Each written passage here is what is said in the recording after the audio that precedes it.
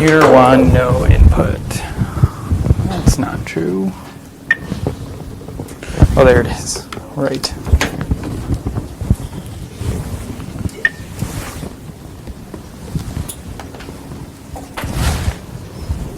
Okay, there we go. All right, so for those of you who don't know me, I'm Eric Manley. There's a couple of people I don't know. So I am the Capstone coordinator this year for the math and computer science department. So this affects three majors: math, math education, and computer science. I tried to kind of do the capstones as like one common process here. So I'm going to try and just kind of like give a broad overview and then point out some of the things that are a little bit different specifically about the CS and the math ed ones. But like I said, this is supposed to be an informal meeting, so if you want to stop and ask a question at any point, we could take as much time as you guys need to do that, okay? Okay, oh, come on. Really? It's like technical difficulties today. All right.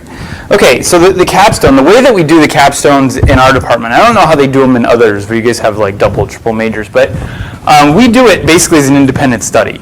So it's an independent project that you guys complete on your own, mostly, but you do it under the guidance of one of the faculty members in the department. So one of the people who's either a math professor, a computer science professor, or a math ed professor, or in a few cases, you might even like kind of pick like a math person and a CS person if you have a project that kind of spans both. But one person is supposed to be your like main sponsor. And the idea behind it is that you're supposed to apply and synthesize what you learned in your major. Okay, so I'll kind of talk about what that means in a minute, but the outcome of all of this is going to be a 6 to 8 page single-spaced paper and a poster presentation. So the poster presentation is something that we'll all get in a room, everybody will have a poster kind of explaining their project, and we'll do this at the very end of the semester, so probably on dead day. But now, if for some reason you can't do a poster presentation or you really don't want to for some reason, there are other accommodations we can potentially make to allow you to do an oral presentation instead. So just talk to me about it if you need that. But for most people, we're trying to push them into doing a poster presentation. And last semester was actually the first time we did this with a poster presentation, and I think it worked really well. So I'd encourage you all to stick with that, unless you have a good reason to otherwise.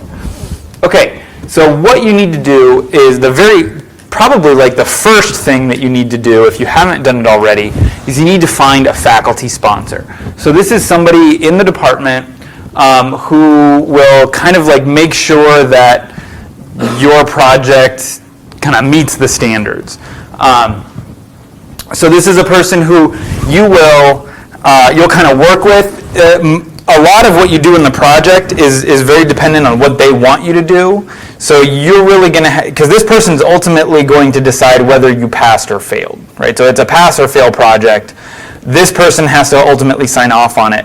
So when you're trying to find somebody, what you want to do is talk over ideas that you have for what you want to do with your project, and then work with this person to kind of like come to an agreement about like what would be a good enough project or what amount of work would need to be done for this to really count as passing your capstone. Okay. Now I need to know the name of the person who's going to supervise you and the working title of your project by the end of the third week. So by 2 weeks from today, February 13th. So hopefully you've done it well before that, but that's like the absolute latest that I need to know about it. If you don't get it to me within that time frame, then we'll probably just have you delay completion of your capstone until next semester, like next fall. So if you are planning on you really need to graduate this year, these deadlines are very important, okay? The only other, besides the final thing at the end when you turn everything in and we have the poster presentation, the only other like hard deadline in here is March 27th. So that's the week, I believe, after we come back from spring break. And at the end of that week, we basically need a progress report because and as part of this project report, we need to know sort of what you've already done, and then we need to have some idea that you're going to be able to finish before the end of the time. So we used to have this problem where like people wouldn't get started on their capstones until like late in the semester, and there wouldn't really be enough time to finish, and then we either had to like at the last minute delay their graduation, or they like had to work themselves to death or something. So this is just put in place to help you to make sure you're staying on track, so that we know early enough if it looks like you're not going to complete it, that we can advise you maybe you'd better just delay, or if you don't want to delay, you really need to start working. So that's the purpose of that. So, and again, hopefully this is not a problem for you. If you're doing what you're supposed to be doing, getting work done all along the way, then you're going to have a lot of stuff to say on this. I got all this other stuff done. Here's the list of remaining tasks. Here's when I'm going to complete them by, and so on. Okay, so that document, when that time comes, that comes to me, and it goes to your sponsor. Your sponsor is the one who really needs to know it. I just need to know it to know that you completed that requirement. Okay, so I'm sort of keeping the books for this. And then I'll also say this. If I am sponsoring your capstone, which I do a lot of the CS ones, if I am doing yours, you still need to send me these things, okay? So I need to like have a record that you've done it. So even if I've agreed to do yours, just send me an email saying, yes, you're my sponsor, this is the title of my project, whatever. Okay. And then also you want to be working with your sponsor to make sure that they're looking at your poster, they're looking at your paper with enough time to give you feedback, so that you have time to make any corrections before the end of the semester. And then the final materials that you turn in, they go to me and to your sponsor, but again, to me, I'm just doing it to check off that you turned something in. Your sponsor is the one who decides, did you pass or not? So is it just basically sending you an electronic copy, sending both electronic copies? Yeah. A mock of two separate posters? No. As far as the final thing goes, I don't know that we actually require you to turn in an electronic version of the poster, although I will definitely take it. Okay. If you give it to me. I like to kind of keep an archive of some of this stuff. I definitely at least need your paper, and if you want to give me a printed copy of your paper too, that's great. I would take electronic versions of anything though. And if you're doing a CS project and you have code or things like that, that's nice to have too. So whatever it is that you decide with your sponsor to turn in. All right. Okay, so the poster session. The poster is basically just a visual overview of your project. So whatever project you do, you have to have some way that you can tape something up on the wall. And when we go to the poster session, this is just a picture I took of the most recent one that we did just this last semester. And so you see the people who are presenting, they all just kind of taped their poster onto the wall. And some of them had tables with a laptop there, or they had a tablet or a phone if they were doing an app or something. So we can accommodate those sorts of things. But the idea is that you're along the outside of the room, and then anybody who's interested in hearing what you did is going to walk up and ask questions, and so you kind of should have a short spiel to talk about whatever it is that you did, and then be ready to kind of go in depth into any one thing that they might have questions about. Okay. And this format, I think, works really nice. It's really easy to kind of find out the information you want to know about somebody's project in a short amount of time, and I think it makes it more fun for the presenters as well. So on your poster, though, what makes a good poster, you want it to be as visual as possible. So you want it to have a lot of figures. So anything that's from your project that is a nice, pretty picture which explains something that you did, put that on there. You can also have short blocks of text to kind of accompany it, but I would not go so far as to have several pages of your paper essentially typed out on the poster. Some text is okay, but don't take it too far. And then during the time you're going to stand with your poster, explain, answer questions. Like I said, you can bring a computer for demos or whatever. Okay, so how do you prepare your poster? I would say most people probably will just use PowerPoint for this. You can make like a full size, 3x3, 3x5, 4x4 foot, whatever it is, poster. Right in PowerPoint. If you're doing something in math or even CS where you're using LaTeX for your paper or whatever, you can make a LaTeX poster too. I have examples of both of those for you that you can use as a template. Okay, which actually brings me to the other thing. I sent out that email, which you guys are all here, so I assume that means you got the email, where I gave the link to this page. This is just a library web page that it was a place where I could put stuff, so that's why it's on the library page. But anyway, so this has all the important dates, like the ones I told you about, the day you owe me, the name of your capstone sponsor and your title, the progress report deadline, tentative deadline for tentative date for the poster. I should actually say that that's what it is. And then over here on this side, there's sample posters. So if you click on these, like I have a poster that I made in grad school, and I have a poster that Mylan Sherman, math ed professor, made for a recent conference thing that he went to.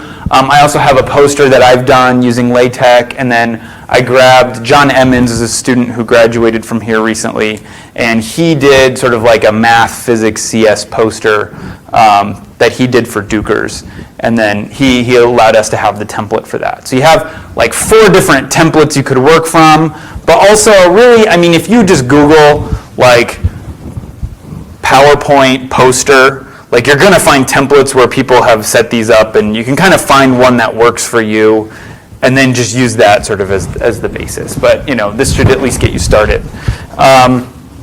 Another important thing. There's a link here. Oh, and click that link real quick.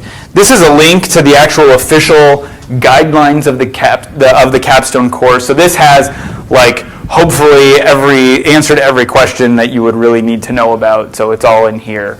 This is kind of what I'm trying to basically explain to you right now. So if you want to go read that in more depth, you can. Oops, that's not it. There we are. Okay, also, if you're looking for examples, so there's this other library website called escholarshare.drake.edu, and this is kind of like a repository where faculty and students who have done research at Drake will post like their materials, like papers and posters and stuff. If you go and search on there for like Dukers, right? Dukers is this like poster presentation session that we have in April every year. That's like all of the sciences, and this is like a huge deal. There's like hundreds of posters over there. And you should all go this year. It's like April 16th, I think. That would be a good thing to look at if you want an example of how a poster session goes. They're going to be doing them there. So make sure you go to that. But anyway, so a lot of people will take their posters that they do at Dukers, and they'll post them to eScholarshare. And so I found a ton of poster examples just I searched for Dukers, and then I found lots of different templates. So you can go on there and find somebody's, poster that they used, and then steal it and replace it, with all of your own information. Okay, that's not a bad idea. And then of course, the internet. All right, so that's how to prepare a poster. Okay, so you might be wondering, well, how do I print one of these posters? Okay, so you have a few different options for this. The lowest budget option, and again, this is, unfortunately, we don't have a budget for this, so it's just up to you. The low budget option is to just print it onto several sheets of paper, which you then like tape to the wall. That works. We had a couple of students do that, and it's not, if you do it nicely, it's actually not even necessarily a bad thing. But so if you just prepare it on several like PowerPoint slides and then kind of tape them together, that can work. Or if you use like the PowerPoint template or the LaTeX templates like I've given you, you can have it printed at a place that does poster printing. So we actually, there are a few places on campus that will do poster printing for the larger posters. We have an agreement with the biology office, so that's like over in Olin, like on that, right when you enter the building on the west side, if you go off to the left there's the offices. They have a poster printer there, and they'll print them there for us for $25. Okay, so that's a pretty sort of medium budget option. It's cheaper than buying a book or something. Yeah? The School of Ed has a poster printer in the curriculum library, and they will print it for free, I'm pretty sure. Really? If it's for educational purposes. Okay. At least if you're an ed student, for sure. Okay. It's like, I can print mine for free, and I just talked to the guy about it, like, not that long ago. Uh-huh. I'm pretty sure he said if it's for an educational purpose, it's free. That would be awesome. Yeah, I didn't know about They have that. a 3D printer too, Okay. and they'll print stuff for free. Right, so 3D printer if you want to put like a, yeah, okay. Okay, so that's potentially a good contact. Can you maybe like send me the information of a contact person for that? That would be awesome. Thank you, Teresa. Okay. But at the worst case, $25 at the biology office. Maybe we can beat that by from education. Okay. Okay. So if you do use the one in the biology office, though, she just wants to know ahead of time, like, you know, you gotta like sign up for a time to go print it, just so that she makes sure it's not like a big rush at the end. So we'll talk more about that when it gets a little bit closer about getting signups, or maybe we'll have a better option for doing it. Okay, and then of course if you want to go with the high budget option, you can go to like Staples or Office Max or Kinko's or something, and they'll print as big of a poster as you want, and they'll laminate it, and it'll be on like super high glossy paper and whatever. And I would say like $50 would be like the minimum you could expect to spend at a place like that. So if we can get something for like $25, that's actually a pretty good deal. Okay. Okay. Okay, so here's just a few examples. Like, this is a nice example of one that at least previously it was taped up outside of Professor Kent's office. So if you're walking by in Howard, take a look at that. So this is kind of a poster that was made from several sheets of paper, has some figures in it along with some text. I think that's a good example. That one poster that I said, John Emmons, the guy who did the physics, math, CS poster, this is that poster. So this is also hanging up in the hallway, the sort of main hallway of like where like Deborah Kent and Dan Alexander's offices. So if you walk along there, you could see that one. That's an example.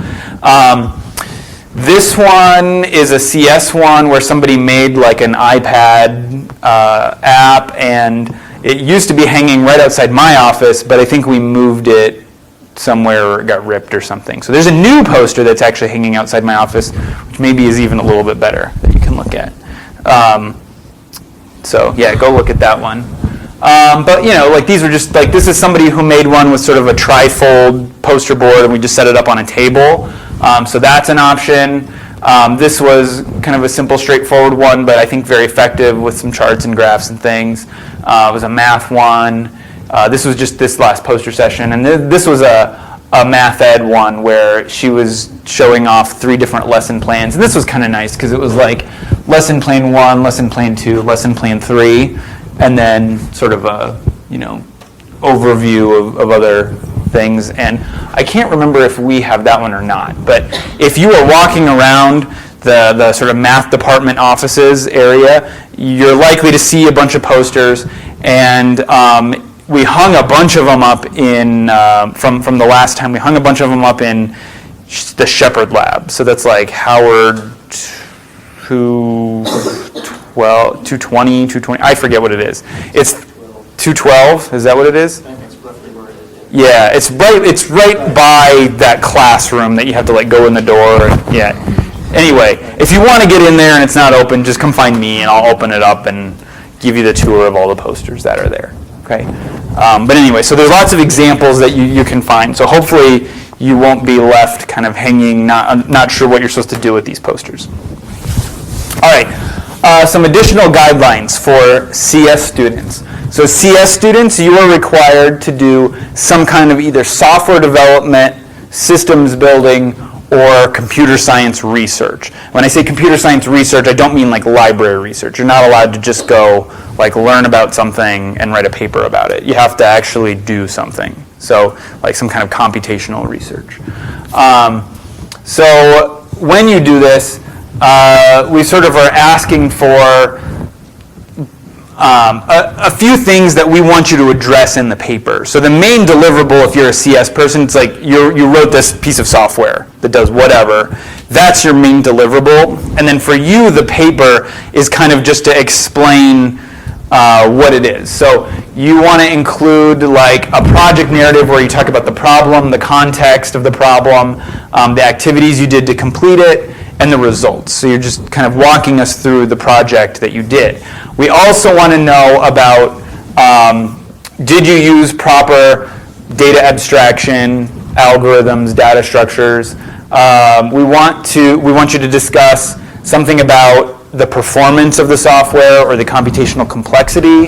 We want you to discuss how you used ideas from multiple courses. Like, so were you able to take like 2 different courses or 3 or 4 different courses that you took while you were here, combine ideas from them and make a project that kind of like, glues it all together?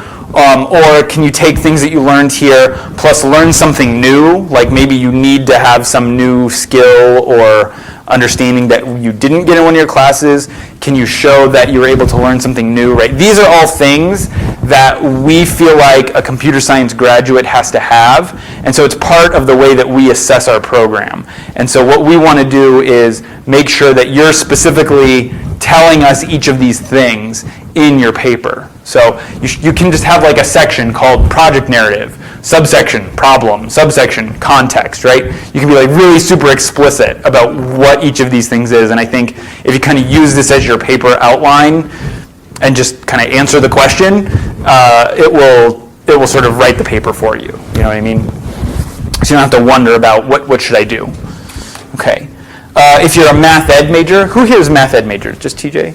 Okay, this is just for you. All right, so for you, the requirements are that you create 3 lesson plans in areas of the Common Core state standards for 9th through 12th grade, or if you're not middle school endorsement, are you? Okay, so you're 9th through 12th grade. So pick some area in the Common Core and create 3 lesson plans for it, and you're supposed to make connections between the lessons and college level coursework that you've done. And so you're supposed to make considerations for advanced and struggling students, and you're supposed to incorporate math ed research, best practices in teaching, innovative approaches to curriculum design. Okay, so those are the sort of idea for what you're supposed to do. And you should work with either Marianne or Mylan, and they'll help you make sure you're doing this. But the big key thing is that your project is a little bit different because rather than just picking a project, like you have to do 3 lesson plans. Okay, so that's your thing. Okay, unfortunately, we haven't come up with like a specific set of guidelines for the math majors. So the math project is very, very up in the air. There's a lot of different things you can do, which for sometimes I know that's hard because then you don't know what you're supposed to do. So if you are unsure about this, you should kind of maybe think about a few ideas of things you could do and talk them over with a faculty member who might be able to give you a little bit more guidance and coaching, and maybe you can kind of hone in on a good project that way. Okay. All right. So with that said, I think that's my big overview of the whole thing. But really, the purpose of this is I'm hoping to kind of answer whatever questions you guys have, so that you can get going on it as quickly as you can. So, what kind of questions do you guys have? Yeah. Can you maybe talk a little bit more about the paper part? So am I just going to be running through all 3 of my lesson plans, basically? Yeah, and I think, I am unsure in your case exactly what counts as paper and what doesn't, but since your product is going to be lesson plans, I think that you should have more than that many pages just when you get all said and done. So I think that like when you normally write a lesson plan, whatever like parts that you use to complete that, I think you want to include that, and then you want to have some commentary with it that probably explains how is this connected to college level coursework that you did, how does it, or which Common Core standards does it apply to, and what way does this use innovative teaching practices or whatever. So basically, those questions that are required to be part of yours, I would include that as commentary along with all the written parts you do for a normal lesson plan, and I think that's probably going to be your paper. Okay, yeah, good question. And for a math person, the paper is probably going to include, you're probably going to give some proofs or something like that. Again, it varies very widely depending on what project you do. All right. Other questions? And if you are doing a CS one especially, I'm very happy to be your supervisor. So I would say, if you have a project that is very specifically good for, working with Dr. Ernest or Dr. Rick, sure, go work with them. But if you're just kind of doing something that could be anybody, come to me. So as part of my job as the Capstone coordinator, is I'm supposed to kind of take on more of the projects. And even if you have a math project that's kind of, I could try. So so I'm happy to give it a shot. So anyway, yeah. Other questions? Do you guys get it? Kind of feel like you understand what's going on with the Capstone? That's what I really hope. What I'm trying to head off here is I don't want people coming to me in a month being like, "What's the Capstone?" So, all right. Well, then feel free to send me an email if you have any more questions or you want to set up a meeting to talk about projects or whatever. So, see you later.